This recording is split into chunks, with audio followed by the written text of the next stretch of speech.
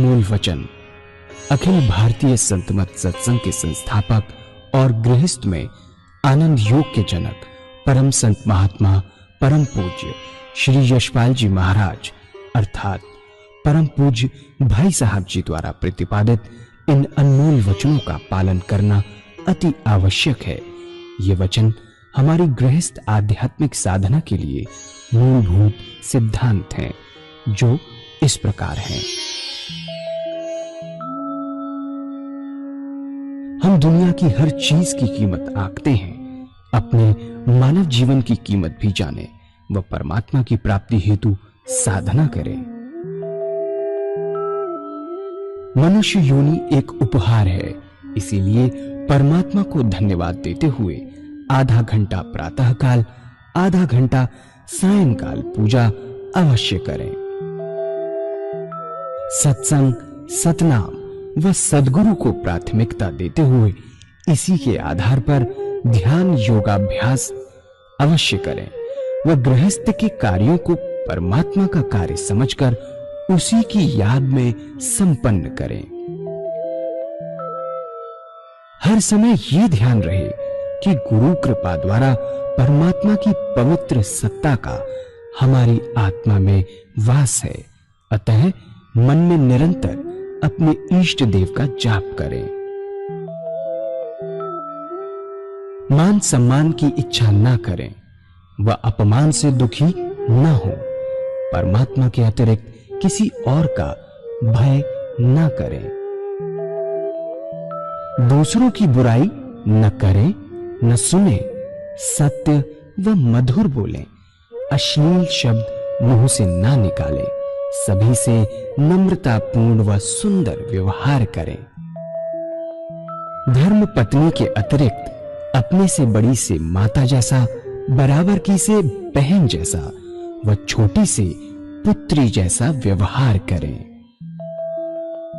सांसारिक जीवन यापन की आवश्यकताएं अंतहीन है, इसलिए अधिक से अधिक समय सत्संग में व धन परोपकार में खर्च करें।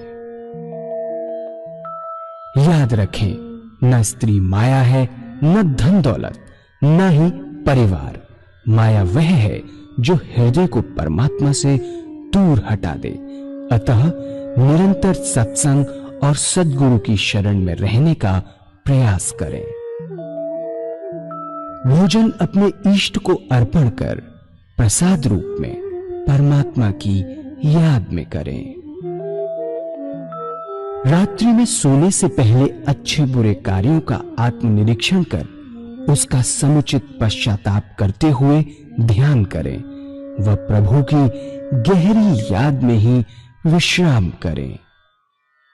परमात्मा तू ही है, तेरी इच्छा पूर्ण हो।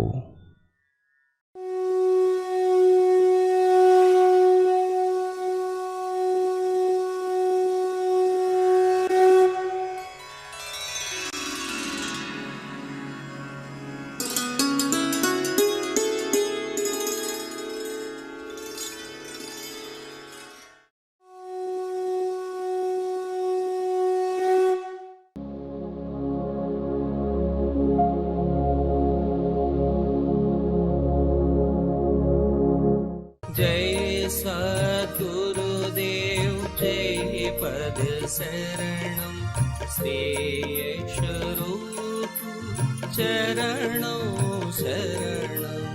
जय सद्गुरुदेव जय पद शरणं श्रेयस्वरूप चरणों शरणं। भक्त दो प्रकार के होते हैं, दो प्रकार के भक्त, एक साकार रूप और दूसरा निराकार। साकार भक्त वो हैं जो परमात्मा को मूर्ति में मानते हैं, मंदिर जाते हैं, मूर्ति में मानते हैं और शक्ल बनाते हैं। ये एक प्रकार का भक्त है। शिव को मानेंगे, राम जी को मानेंगे, कृष्ण जी को मानेंगे, ये साकार रूप है। साकार सामने दिखाई देता है रूप, साकार रूप। ध्यान की बात की, ध्यान करेंगे कैसे? थोड़ा बहुत शॉर्ट में मैं आपको बताने की कोशिश करता हूं कि निश्चित कीजिए किसी के कहने से नहीं, अपने आप। बहुत बड़ी एग्जाम्पल है साउथ की, बसवा राजू, साउथ के, he was a professor mathematics.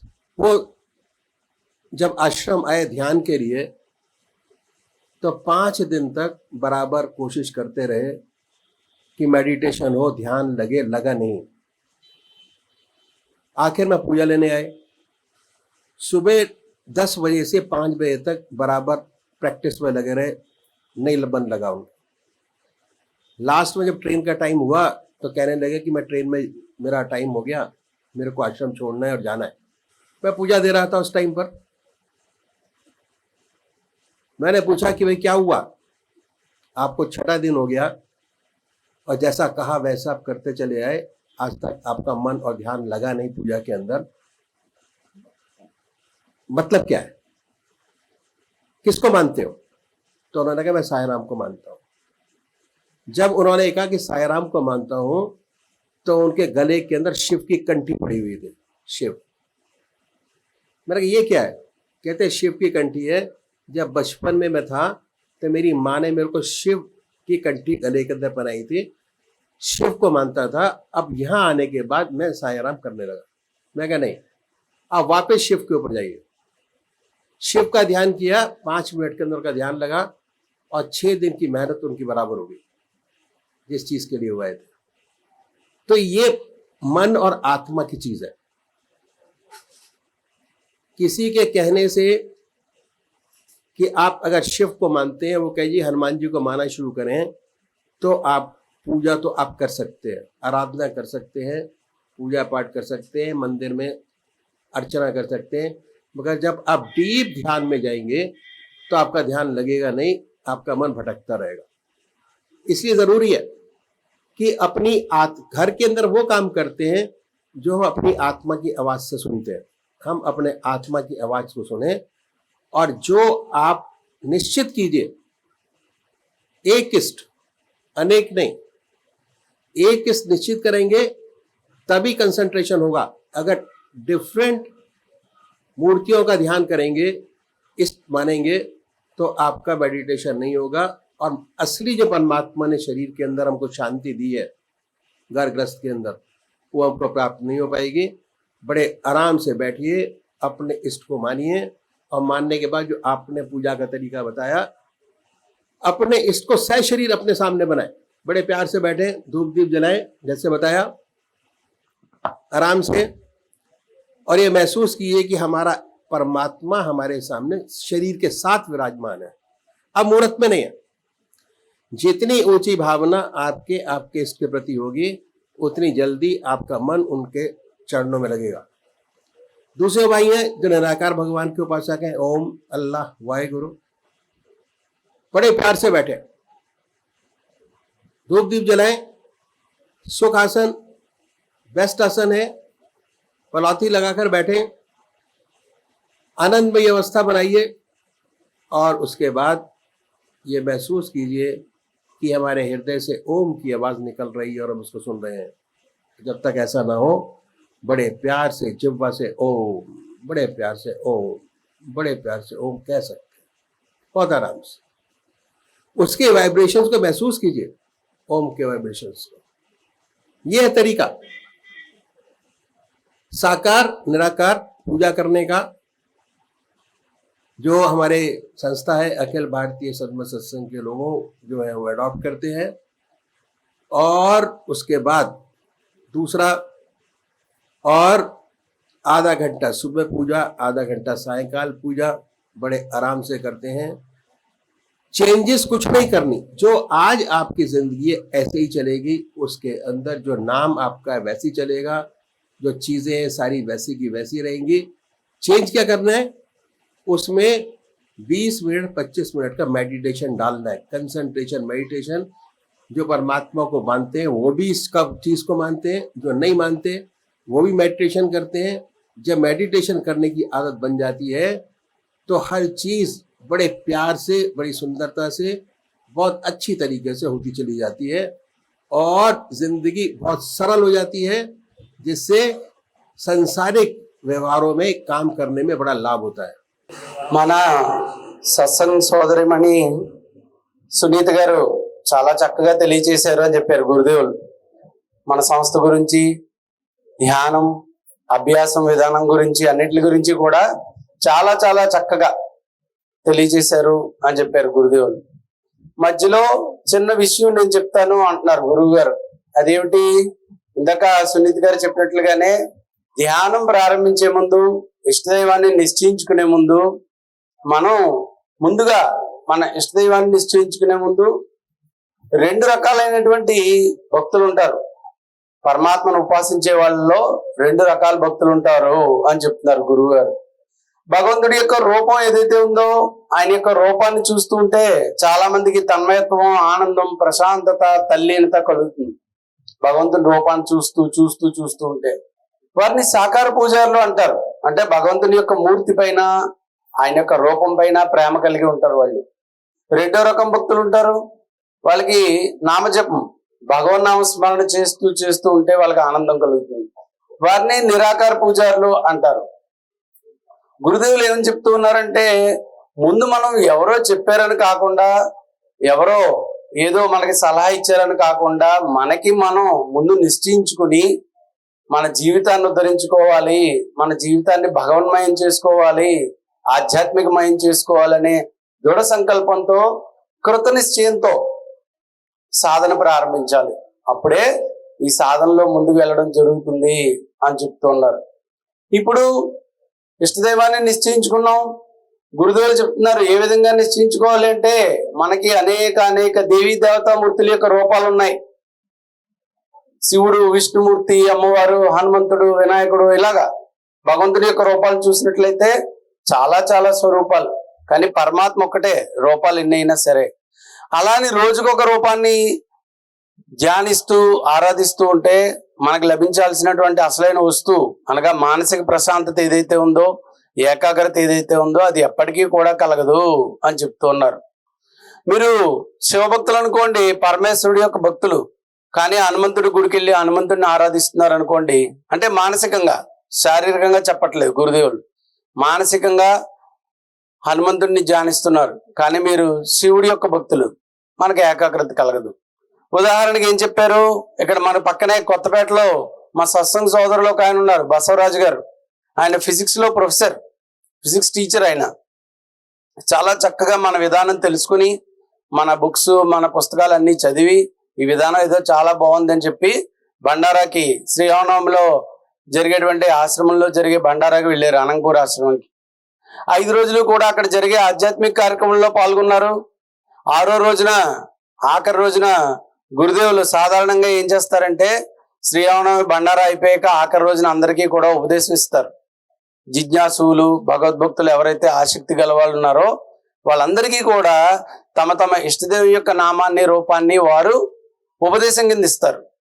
ఇందాక సునీత గారు చెప్పినట్లుగా మనం ధ్యానం చేసుకోవడానికి మహాత్ముల యొక్క ఆధ్వర్యంలో, వారి యొక్క ఆత్మిక శక్తి ప్రసరణ ద్వారా ధ్యానం చేయడానికి చాలా చాలా తేడా ఉంటుంది. కనుక 6వ రోజున గురుదేవులు ఉపదేశిస్తున్నారు అందరికీ కూడా. ఈ బసవరాజు గారు గురుదేవుల్ని కలవడానికి వెళ్ళారు. మహారాజ్ 5 రోజులు అయిపోయింది, నేను వెళ్ళిపోతున్నాను. కానీ ఈ రోజు వరకు కూడా ఈ 5 రోజులు ఇక్కడ పాల్గొన్నాను, కానీ నాకేమీ లాభం కలగలేదు. మనస్సు ఏకాగ్రత కానీ, ఇష్టదైవం మీద మనస్సు లగ్నం అవడం కానీ ఎటువంటి అనుభవం కూడా కలగలేదు అని చెప్పారు. అప్పుడు గురువు గారు వారిని ఏమడిగారు, బసవరాజు గారు మీ ఇష్టదైవం ఎవరు అని అడిగారు. నాకు సాయిరామ్ అంటే ఇష్టం, సాయిబాబా అంటే ఇష్టం, సాయిరామ్నే నేను ఎప్పుడు కూడా జపిస్తూ ధ్యానిస్తూ ఉంటాను. సరే కూర్చుని ధ్యానం చేయండి అన్నారు గురువు గారు. ఆయన ముందు కూర్చోబెట్టుకుని ఆయన సాయిరామ్ని ధ్యానం చేస్తుంటే ఆయనకి ఏకాగ్రత కలగట్లేదు. కొద్దిసేపు అయ్యాక గురువు గారు చూస్తే ఆయన మెడలో చిన్న శివలింగం ఉంది. గురువు గారు అడిగారు, ఇదేమిటి నీ మెడలో ఏంటి ఉంది అంటే, ఇది శివలింగం అండి, మేము లింగదారులం, మాకు శివలింగం వంశపారంపర్యంగా వస్తుంది. మా ముత్తాతలు, తాతగారు, మా నాన్నగారు, తాత నాకు, నా తర్వాత మా అబ్బాయికి, ఆ తాత మా మనవడికి లింగదారులు అంటారు. అంటే లింగాన్ని ధరిస్తారు, శివలింగాన్ని అని చెప్పారు. అప్పుడు గురువుగారు చెప్పారు, ఇక్కడ ఉంది అసలైన విషయం అంతా కూడా. నువ్వు ఇప్పుడు పరమేశ్వరుని ధ్యానం చెయ్యి. ఈశ్వరుని ధ్యానం చేసి చూడు, నీ మనసు ఏకాగ్ర చిత్తం కలుగుతుందో లేదో అని చెప్పారు. అప్పుడు ఆయన గురువు గారు చెప్పిన తర్వాత ఓం నమః శివాయ చేయడం మొదలుపెట్టారు, పరమేశ్వరుని ధ్యానం చేయడం మొదలుపెట్టారు. ఒక్క 5-6 నిమిషాల్లోనే ఆయనకి ఎంత గొప్ప అనుభవం కలిగిందంటే ఆయన శరీరం ఎక్కడికో వెళ్ళిపోయింది, శారీరక స్పృహ లేదు, మనస్సు చాలా గాఢమైనటువంటి ధ్యాన స్థితిలోకి వెళ్ళిపోయింది. కనుక ఈ అనుభవం ద్వారా గురువు గారు మనకు తెలియచేస్తున్నారు, మీ మనస్సులో ఒకటి ఉంటుంది, శరీరం ఇంకో దాన్ని పూజిస్తూ ఉంటుంది, దానివల్ల ఎటువంటి లాభం లేదని చెప్తున్నారు. అంటే మిగిలినవి వదిలేయమని కాదు, ఇందాక గురుదేవులు తెలియచేశారు, ఈ అఖిల భారతీయ సంతమత్ సత్సంగంలో ఈ మానసిక పూజా విధానాన్ని పాటించే వాళ్ళు ఎవరు కూడా ఏమీ విడిచిపెట్టక్కర్లే. ఈ రోజు వరకు మీరు చేస్తున్నటువంటి పూజ, ధ్యానం, అర్చన, కీర్తన, ఉపాసన అన్నీ చేయొచ్చు. చిన్న మార్పు చేసుకోమంటున్నారు గురువు గారు. అదేమిటి? మీ ఇష్టదైవాన్ని చూడండి. మీరు పరమేశ్వరుడు యొక్క భక్తులు అనుకోండి, గీతా మందిరంకి వచ్చారు, ఆ కృష్ణ భగవానుడి స్థానంలో ఈశ్వరుని చూడాలి. సాయిబాబా గుడికి వెళ్ళారు గురువారం, అక్కడ ఈశ్వరుని చూడాలి. శుక్రవారం అమ్మవారి గుడికి వెళ్ళారు, అక్కడ ఈశ్వరుని చూడడానికి ప్రయత్నం చేయాలి. భావన ముఖ్యం అని చెప్తున్నారు గురువు గారు. యద్భావం తద్భవతి. మనస్సులో ఎప్పుడైతే మీ ఇష్టదైవాన్ని నిశ్చయించుకుని అన్ని దేవీ దేవతామూర్తుల యొక్క రూపాలు ఒక్కటే, భగవంతుడు ఒక్కటే అని నిశ్చయించుకున్నారో, దీని గురించి ఎవరిని అడగవలసిన అవసరం లేదని చెప్పారు గురువు గారు. ఇష్టదైవాన్ని ఎలా నిశ్చయించుకోవాలి, లేదా ఇష్టదైవ నామాన్ని ఎలా నిర్ణయించుకోవాలనే విషయాన్ని ఎవరిని అడగొద్దు. మీ ఆత్మే మీకు గురువు. ప్రశాంతంగా కూర్చుని కళ్ళు ముందు ధ్యానం చేస్తూ ప్రశాంతంగా కూర్చున్నట్లయితే మన కళ్ళ ముందు అనేక దేవీ దేవతా మూర్తులు అలా వెళ్ళిపోతూ ఉంటాయి. కానీ మీ మనసు ఒక స్వరూపం మీద అలా అవుతుంది, కొద్దిసేపు, కొద్ది క్షణాలు నిలబడుతుంది. అదే మీ ఇష్టదేవి యొక్క రూపం, మీ ఆత్మ చెప్తోంది. అదేవిధంగా భగవంతుడి యొక్క నామాలు ఉన్నాయి, అనేక నామాలు. ఏ నామం చేస్తే మనకు ఆనందం కలుగుతుందో అదే మన ఇష్టదేవి యొక్క నామం అని చెప్తున్నారు గురుదేవుడు. ఈ విధంగా మానసిక పూజ ద్వారా రోజులోని 24 గంటలు పరమాత్మ స్మరణలో గడుపుతూ మీ విలువైన సమయాన్ని ఒక్క సెకండ్ కానీ ఒక్క నిమిషం కానీ మాకు ఇవ్వాల్సిన అవసరం లేదని చెప్తున్నారు గురువు గారు. ఖాళీ సమయం ఏదైతే ఉందో అదే మాకు ఇవ్వండి, అది కూడా మీ ఉద్ధరణ కోసం, మీ ఉన్నతి కోసం, ఈ మానవ జీవితాన్ని మీరు ఉద్ధరించుకోవడం కోసం. ఈ మానసిక పూజ అయితే ఏదైతే ఉందో దీని ద్వారా శారీరక పూజ ఉంది, చేస్తూ ఉంటాం, కానీ ఎన్నిసార్లు చేయగలం, ఎన్ని సంవత్సరాలు చేయగలం చెప్పండి? గురువు గారు అడుగుతున్నారు. ఈ శరీరం కొద్ది రోజులు అయ్యేసరికి కూడా శారీరక పూజకి సహకరించదు, కూర్చుంటే కాళ్ళు నొప్పులెట్టేస్తాయి. చాలా మంది ఇప్పటికే వయసు రీత్యా కానివ్వండి, అనారోగ్య రీత్యా కానివ్వండి కుర్చీల్లో కూర్చుంటున్నారు. ఇంకా తర్వాత ఎక్కడ ఉంటాం? మంచం మీద ఉంటాం. ఆ తర్వాత చెప్పలేం, అసలు భగవంతుడు గుర్తొస్తాడో కూడా లేదో తెలియదు. కనుకనే చెప్తున్నారు గురువు గారు, మనస్సుకి అలవాటు చేయండి, శరీరానికి కాదు. మనస్సుకి ఎప్పుడైతే మీరు భగవంతుడిని అలవాటు చేశారో మీరు ఎక్కడైనా ఉండొచ్చు, ఏ స్థితిలో అయినా ఉండొచ్చు. మీ పూజ, ధ్యానం, अर्चना అన్ని కూడా ఇక్కడ జరిగిపోతూ ఉంటాయి. बहुत सुंदर बताया। दूसरा बताया आपने कि भोजन कैसे करें। ये आधा घंटा सुबह पूजा हो गई, आधा घंटा शाम, मन नहीं लगेगा। आधा घंटा सुबह पूजा में, आधा घंटा शाम को भोजन परमात्मा की याद में। सिस्टम बहुत अच्छा बताया कि किस तरीके से भोजन परमात्मा की याद में किया जाए। इससे, क्योंकि पूजा में भी हम आधा घंटा पूजा करते हैं, ध्यान करते हैं, और खाना खाते हुए भी उसी का नाम लेके खाना खा रहे हैं। इसलिए आधा घंटा दोपहर भोजन का समय, आधा घंटा रात्रि भोजन का समय ऑटोमेटिक पूजा में कन्वर्ट हो जाता है। अगर 15 दिन आपने ये काम कर लिया तो 16वें दिन आपको काम करना, ये सोच के काम करने की जरूरत नहीं है। बॉडी अपने आप हर चीज को एडॉप्ट करती है। जिस चीज को हम बार बार करते हैं बॉडी अपने आप उसको एडॉप्ट करती है। तीसरी चीज बताई कि सोने से पहले अगर 20 मिनट परमात्मा को दे दें तो बहुत बड़ी बात हो जाएगी, विहार की शुद्धि हो जाएगी। जब दुनिया के सारे काम समाप्त हो जाए, आज भी एक बहन ने प्रश्न किया था कि गृहस्थ के अंदर कैसे हम इस चीज को करें सोने से पहले। मैंने कहा जब गृहस्थ के सारे काम समाप्त हो जाए तब आप अपने बिस्तर पर बैठिए, बैठने के बाद आप अपने इष्टदेव को याद करिए, उन्हीं की याद में सो जाइए। क्या होगा? डरावने सपने आने बंद हो जाएंगे, पहली चीज। दूसरी चीज क्या है? बेखबर होके सोएंगे, आपको होश नहीं होगा। क्यों? ये मन की आदत है, मन हर चीज को अडॉप्ट करता है, बॉडी अडॉप्ट करती है। अगर आपने सोने से पहले अपने इष्ट को याद किया तो सारी रात आप अपने इष्ट के साथ रहेंगे, सुबह उठेंगे तो बड़े प्रफुल्ल महसूस करेंगे और बहुत लाइट फील करेंगे, क्योंकि जिस काम के लिए हमने किया वो काम मॉर्निंग में पूरा हुआ हमारा। तो 8 घंटे 6 घंटे हमारे जो है बड़े आराम से मेडिटेशन में कन्वर्ट होंगे। और घर का कोई भी काम ऐसा नहीं है जो हम छोड़ के करते हैं। घर के सारे काम जैसे आज कर रहे हैं तब भी वैसे ही करेंगे, जब ध्यान की अवस्था में जाएंगे तब भी वैसे ही करेंगे, और हमारा जीवन बड़ा सुंदर सुरक्षित होता चला जाएगा। ऊपरी चीजों का सिस्टम खत्म होगा, मन इतना स्ट्रांग हो जाएगा, विल पावर, कि बड़े आराम से अपने जीवन को सुंदरता से पूरा कर सकते हैं। भगवान श्री कृष्ण ने 4 विशेष बात बतलाई। पहला आहार की शुद्धि, दूसरा विहार की शुद्धि, तीसरा अभ्यास और चौथा वैराग अभ्यास। बच्चे थे चलना नहीं जानते थे, छोटे थे बोलना नहीं जानते थे, अभ्यास से बोल भी सकते हैं, चल भी सकते हैं, गा भी सकते हैं, पढ़ भी सकते हैं, जॉब भी कर सकते हैं, सारा दैट इज प्रैक्टिस, अभ्यास। हम हर चीज की प्रैक्टिस करते हैं, इसी चीज को छोड़ देते हैं, जो कि ये बहुत जरूरी है। परमात्मा ने हमको जन्म दिया इसलिए कि जिसने जन्म दिया उसमें बड़ी सरलता से, जो छोटा बच्चा है बहुत सरल रहता है, कोई मन के अंदर विचार नहीं होता, कोई दुविधा नहीं होती, कोई चीज होती नहीं। अगर उसको मेडिटेशन के साथ आप बैठा दें तो उसको 2 मिनट के अंदर नींद आ जाती है, ही गो एंड स्लीप इमीडिएटली। ऐसे बहुत सी चीजें हैं जो बड़े आराम से मेडिटेशन के साथ, हमारे सत्संग के अंदर बहुत से बच्चे आते गो ऑन स्लीप, और जब सत्संग खत्म होता है तो उनकी आंख खुलती है दोबारा। कितना आराम शरीर को मिलता है, मन को मिलता है, आत्माओं को मिलता है, और घर के सारे काम बहुत सुंदरता से पूरे होते चले जाते हैं।